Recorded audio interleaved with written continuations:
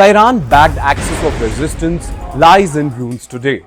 Its once formidable network of proxies systematically dismantled by Israel's relentless military campaign.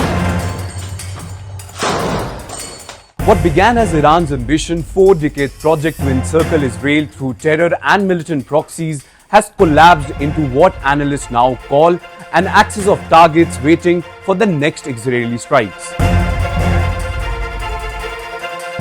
Today we are going to discuss how Israel's 12-day war has made Iranian leadership vulnerable more than ever, and also how this axis of resistance has virtually collapsed.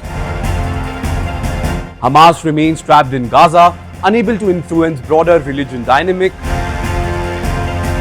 Hezbollah faces existential threats requiring all resources for organizational survival. The Houthis, while resilient, operate primarily within Yemen's border.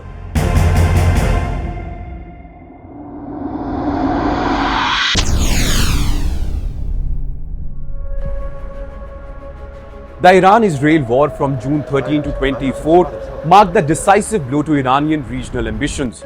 Israel's operation eliminated 30 Iranian generals in the opening minutes, while simultaneously targeting nuclear facilities, missile infrastructure, and command center. By war's end, Israel had struck over 1,100 targets across Iran, decimating the IRGC leadership and forcing Iran into humiliating ceasefire. The strategic impact extends far beyond Iranian border.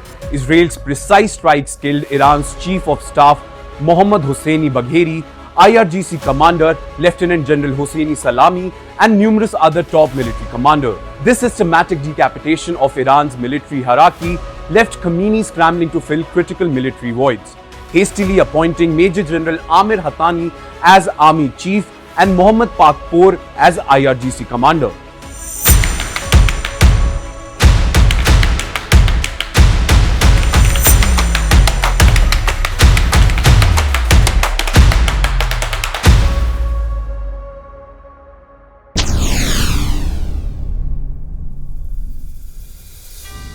First, let's talk about Hamas. The systematic destruction of Hamas leadership presents perhaps Israel's most comprehensive victory. The May 13, 2025 airstrikes that killed leader Mohammad Sinwar, brother of the late Yahya Sinwar, along with Rafah Brigade commander and South Yunus Khan Brigade Mehdi Quara, effectively decapitated the organization's military wing.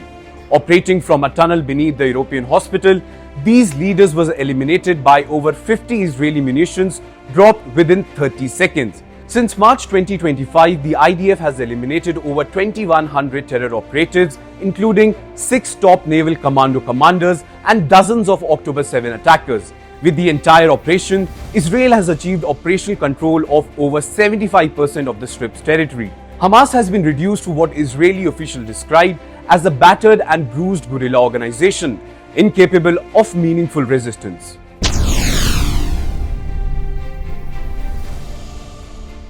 Then comes Hezbollah, the crown jewels of Iran. The destruction of Hezbollah, Iran's most powerful proxy, represents the crown achievement of Israel's campaign. Since the November 2024 ceasefire, Israel has conducted approximately 500 strikes in Lebanon, eliminating over 230 Hezbollah commanders and operatives. The organization that once boasted over 130,000 rockets has seen 70 to 80% of its short-range launchers destroyed and approximately 1,500 underground installations demolished. Israel's targeted assassinations have systematically removed Hezbollah's top leadership. In fact, the September 2023 killing of long-time leader Hassan Nasrallah in the war operations marked the beginning of the end. The organization faces an impossible choice: comply with Lebanese government demands to disarm or face complete Israeli annihilation. Current reports indicate Hezbollah has already withdrawn from 290 of its 265 military positions in southern Lebanon, ceding control to the Lebanese army.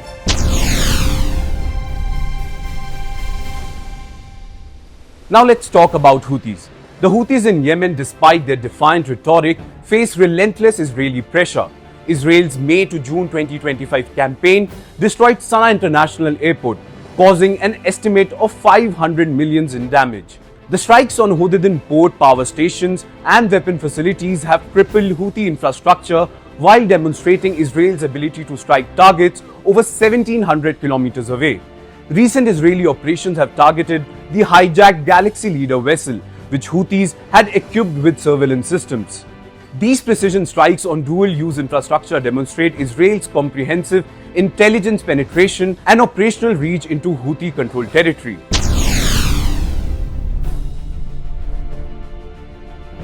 Now faced with this systematic destruction, Khamenei has embarked on the most extensive military leadership overhaul in the Islamic Republic's history. The appointments of Amir Hatani, Mohammad Pakpour and Ali Saddami represents desperate attempts to maintain military continuity. However, these new leaders inherit devastated organizations, lacking the experienced command structure built over decades. The recent reshuffling reveals the regime's profound isolation. With key adversaries eliminated, Khamenei increasingly relies on his son and a shrinking circle of trusted confidants. In fact, certain media reports suggest that Iran has arrested over 21,000 suspects during the 12-day war, indicating deep concerns about internal stability. The regime's desperation is further evident by reports that Khamenei has authorized renewed nuclear negotiation with the United States, recognizing that military confrontation with Israel has proven catastrophic.